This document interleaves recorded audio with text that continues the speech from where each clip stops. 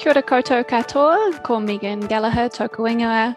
In today's Thriving People, Thriving Voices video, we are hearing about Fujitsu's Māori and Pacific Peoples Inclusion Plan, how partnerships are a critical component of this plan, and sharing learnings for how other businesses can make progress to building workplaces that foster a sense of belonging, inclusion for all. We are joined for today's kōrero by Sarah Retta from Fujitsu and Edwina Mistry from Create Ops.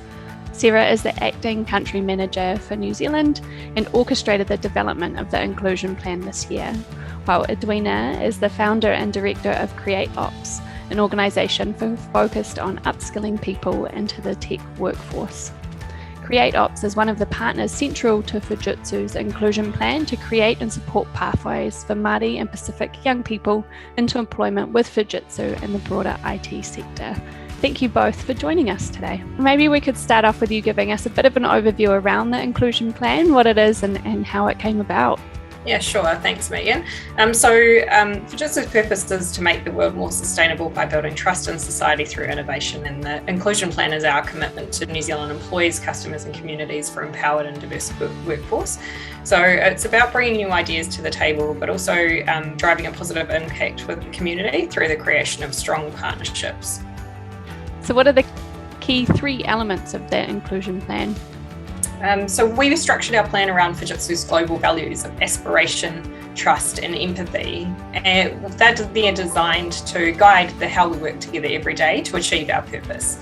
So with that in mind, our Māori and Pacific Peoples Inclusion Plan includes the values in Te Reo, which is by translation is Wawata for aspiration, Tiakitanga for trust, and Aroha for empathy.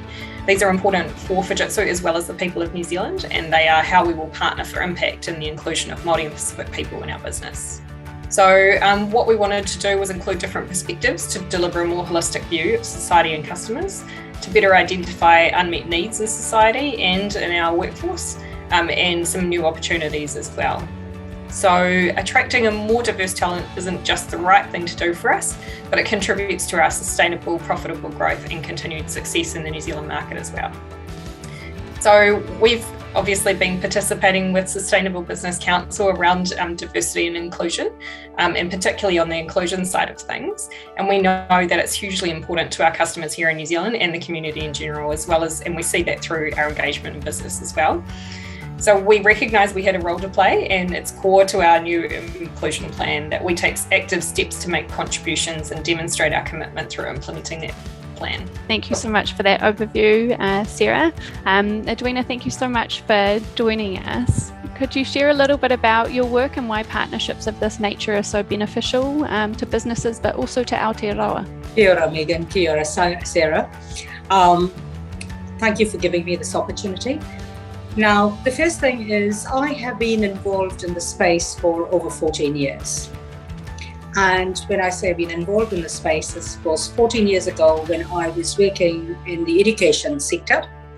I noticed, and when I was involved in teaching, IT, the technology degree, I noticed that it was very obvious that there was a lack of women in the classroom, and there was a lack of Māori Pacifica students in the classroom. And so I took it upon myself at that stage to look at how do we improve that. And the only way we could improve that was first and foremost creating opportunity for more girls to look at technology as a career and look at how Māori Pacifica students could look, or in school could look at opportunities in technology.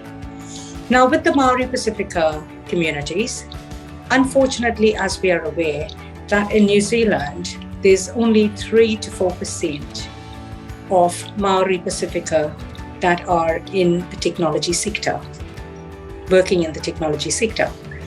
And therefore, it's natural that as you look at it, when people are encouraged, when parents encourage their children to look at their future careers, it's naturally something that they would encourage them to do based on what knowledge they have or what they have been doing. Now, because there isn't a lot of Māori Pacifica in the technology world, it's but natural you were not getting the young ones looking at that as an opportunity. So I felt, how do we change that? The only way you can change that is giving them the opportunity and showcasing to them the opportunity. They have to see, to believe and understand. And to do that, you can't just go and say, come and start doing a course or a diploma or a degree in tertiary. You have to start whilst they're at school. And therefore, I started many programs whilst students were in school in year 10. That's a year when they start thinking about their future, or we should be encouraging them to look at their future. So at year 10, I encouraged two areas. I encouraged girls, and I created opportunity for girls and Maori Pacifica students to have connection to industry, where I created programs that we took them into an organization to understand what are the various careers that are in technology, and then what are the pathways to those careers. Looking at the partnership between both of you, can you share sort of what those first steps have been on that journey of partnership, and then what the next 12 months hold for you? Sure, Megan, thank you. So as Edwina mentioned, we've been working really closely together, and one of the key parts of our strategy is working with partners to help us, because obviously we don't have the knowledge in all of the different spaces. So Edwina's been really crucial to that journey. So the first thing that we're looking at doing with Edwina is supporting the Māori in Tech program, moving into YTech when that runs again next year, and then we've got a number of other bits and pieces that we're working with her on as well, including some internship opportunities for New Zealand, for Fujitsu New Zealand as well. So we're really excited to be working with Edwina, and we're hoping that partnership will expand over the next 12 months. And Edwina, on your end, you spoke about being outcomes focused. What do those outcomes look like in translation for you? I actually look for people, I like to look for students that come to these events that are not really looking at tech as an opportunity. Because if someone already knows about it, you've already sold it. They don't need to be changed, right? They already know. It's those that don't know. So what I have is, I would say 70% of the attendees would have no clue of what they are actually attending, or why, or what, and what they're going to learn. So we do that at the beginning, and then I do it at the end. And it is amazing to see that at the end of the day, we have about 80% that actually respond saying that day has made a difference. And a lot of them then go back and re-look at their careers and re-look at their subjects, and they make connection and get internships with industry. Now that's an outcome which is important. Now with Maori Pacifica, it's not only about the student, it's about the whānau. And therefore it's very important about influencing the influencer. So in many of my programs, somehow I see that the influencers are also invited at some stage to the event, so they can see firsthand, because if they don't believe it, or they don't understand, they're not going to encourage the kids. And I need buy-in from the influencer for it to work. The same way I need buy-in from industry. The other part of the plan is obviously there's an existing employee base for Fujitsu. So we'd be really keen to understand what the reaction has been from employees since the launch of the plan. Thanks, Megan. Yeah, we ran a launch event online due to COVID lockdowns, unfortunately, but it was a really well-attended event. We had our CEO, Graham Beardsall, the Head of Office of Purpose, Nicole Forrester, attended, and we had our employees across all of Oceania, in fact. They were invited to come and listen, to talk about the plan, to talk about the values, and also to hear from Edwina from some real life experiences as well.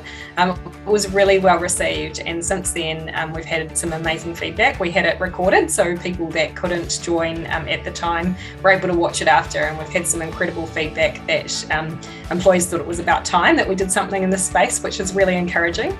And we've also we recently held Activate Now, which is a Fujitsu's global technology showcase last week, and we were able to have Māori and Pacific represented through a whai kōrero done by one of our employees as a result of having launched that plan.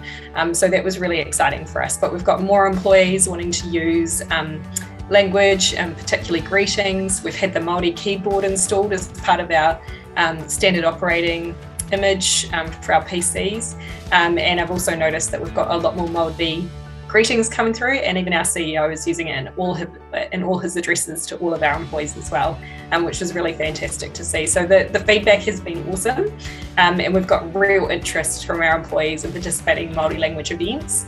And really embracing it into our business from an everyday perspective. In terms of the experience that you've had around developing the inclusion plan, obviously a lot of organisations are on that journey, but for our members who are interested and uncertain where to start, do you have any sort of tips for them about where to begin and how to gain the momentum and success that you guys have had?